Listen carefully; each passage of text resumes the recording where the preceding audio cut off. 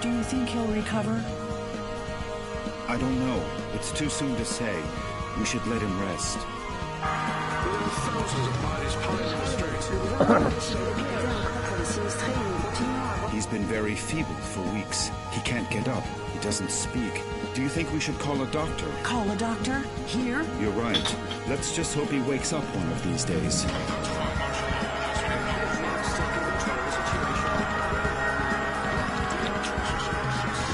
Come on, my friend. Hang on. Don't give up. Please, let me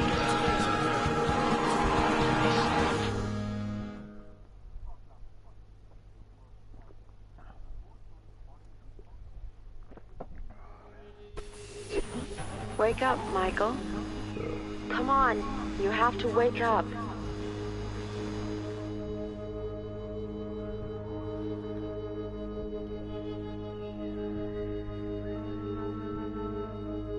Who are you?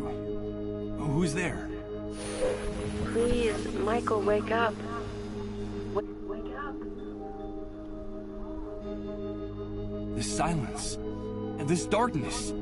Where am I? Damn it. I can't remember. Where are you? Where are you hiding? Michael, please wake up. You have to wake up. Michael? Is that my name? Please tell me where I am. I can't remember anything. What's happening? What is this place? Please, tell me. Wake up, Michael. Please wake up. Wake up now. Don't go. Please. Come back. Come back. This silence. This darkness. This emptiness.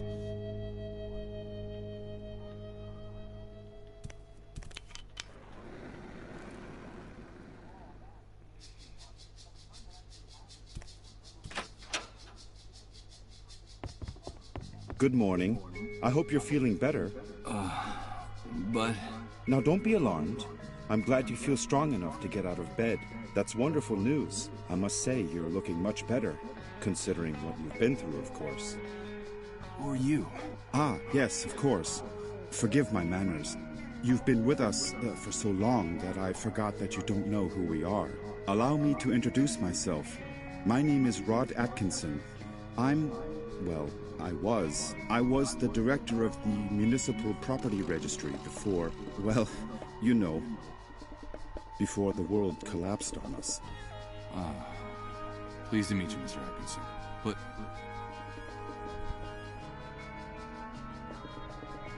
where am I? What is this place? You are in what I venture to call our home. Our humble, hopefully temporary home. This is one of the many trailers that make up the refugee camp. And believe me, we can consider ourselves lucky to live between these four walls. Most of the inhabitants of this hellhole, excuse my crude language, have nothing more than plastic tarps and cardboard for shelter. Wait a second. Did you say refugee camp? Yes, of course. The Facility for Temporary Accommodation of Disaster Victims is what they called it. You know, after the army declared martial law following the catastrophe. You look a little confused, if you don't mind my saying so. Do you really not know what I'm talking about? I don't know. I'm afraid not. Let me ask you. Can you tell me what I'm doing here? Yes, of course. I think we owe you an explanation. A few days after the Great Wave, we found you lying in a ditch near the airport. You were badly injured and unconscious. We couldn't just leave you there. Someone had already stolen your luggage and identification. It was awful. So we decided to take care of you ourselves and brought you here. You've been with us ever since. By the way, I should tell you that when we found you, your clothes were ripped to shreds, so we threw them away. The clothes you're wearing now are mine. You'll find more things in that wardrobe. If you need anything, just help yourself. Thank you, Mr. Atkinson. But...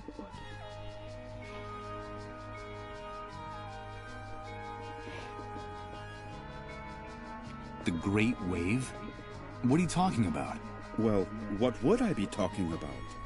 That damned, excuse my language, explosion that brought ruin to all of us.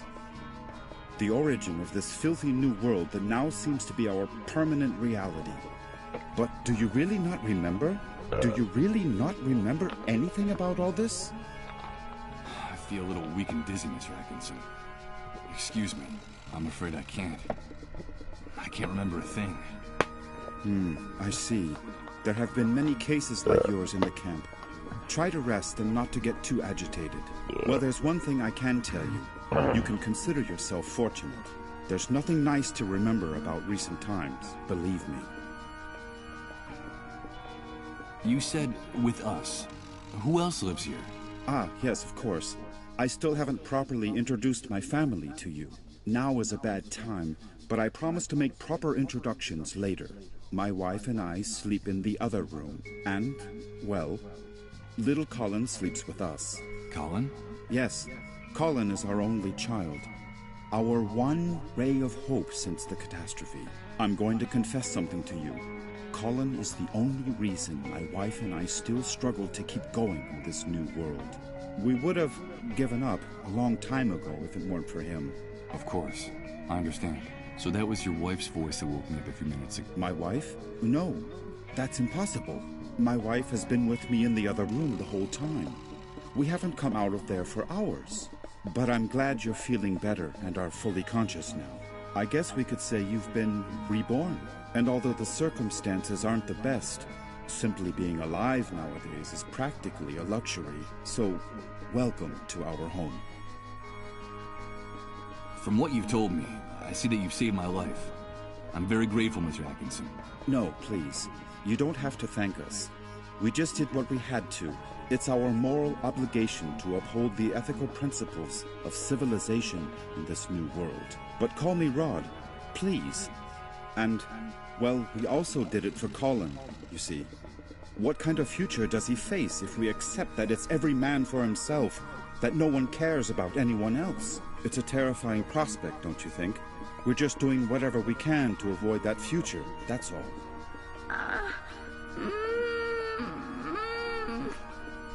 Rod! Rod! Please excuse me, but I have to leave you now. No, wait, please. What's happening? Don't go yet. I'm sorry, I understand that you have a lot of questions to ask me, but now isn't the time. Believe me, I promise to answer each and every one of your questions in peace and quiet later. Sorry, but I have to go. Rod, please, quickly! Okay, all right. Now that you're feeling better, you can go out and take a walk around the camp. But please, be very careful out there. The world you knew before is gone. Heed my warning, don't touch anything. Don't talk to anyone, and don't get mixed up in anything. At least until someone explains to you how things work in this new world the Great Wave left us. Everything has changed so much out there. All right. Thanks for the advice. One more thing before I go. You've been with us for quite a while now, and we don't even know what to call you.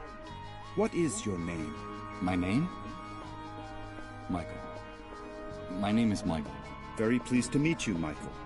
We'll talk again later, I promise. Michael. That's what that disembodied voice called me. That must be my name. Wake up, Michael. That's all she said. Leaving me in this immense void where I can't remember anything. Great Wave? New World? Refugee camp? But what the devil could have happened out there? I think it might be a good idea to go out there and take a look.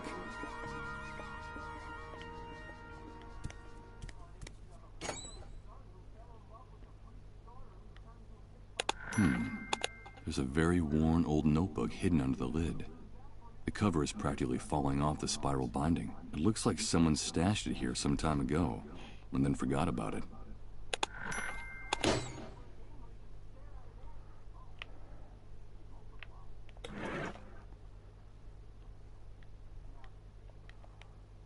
It's a bit dented.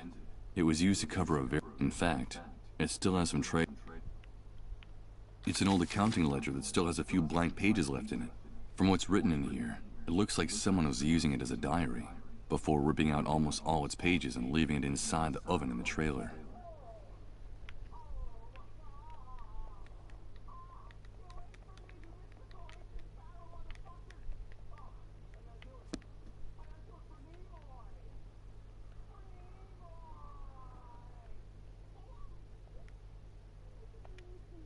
A pile of frying pans, plates, and dirty silverware waiting to be washed. Ugh, this place smells like a cheap, greasy spoon. I'm not gonna snuff out this oil lamp. This oil lamp is the room's only source of light, like in a dream.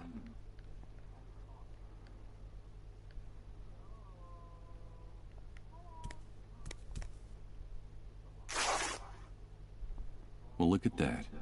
When I pulled back the sheet, part of it got torn on the spring sticking out of the bed frame. I hope Rod doesn't notice. The bed frame under the mattress is so battered that one of the springs is turned into a very sharp protruding object. This spring sticking out of the bed frame is as sharp as a depressing sight. This is the bed where I've been convalescing all the...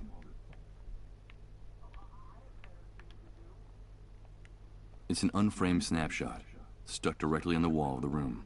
Two adults and a child, smiling at the camera, in what looks like an enormous yard. One of them is Rod, my host.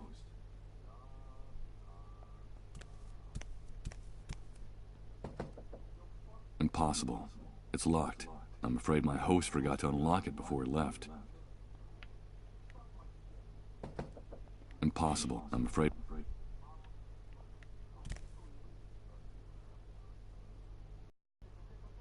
Good God.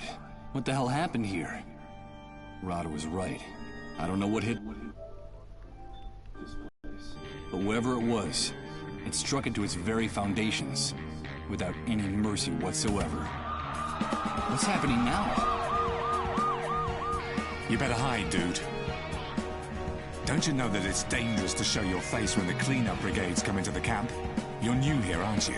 Yeah, you could put it that way. Well, welcome to your new home. I'm Hank, but everyone calls me the Hunter. I'm... Michael. But what's going on up there? Nothing, Mike, just routine. The cleanup brigades are taking away a sick person, a dissolved. You know how it is, just doing their job. Ironically, that house belongs to one of the camp moles. Those traitorous scumbags. Brigades, dissolved, moles... I don't know what you're talking about. I can't remember anything. Oh, I see, you're a blankhead. Well, you better get up to speed real quick if you want to survive here, Mike. Find me if you need help, dude. I can get you whatever you need. Doesn't matter where it is, how fast it runs, or where it tries to hide. That's why they call me the Hunter. All right. I'll remember that. Come back here! Don't take her away! Don't you know who I am? Come back here!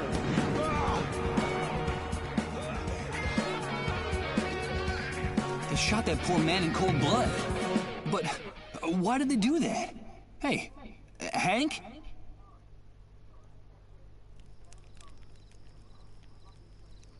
I'm afraid he's gone.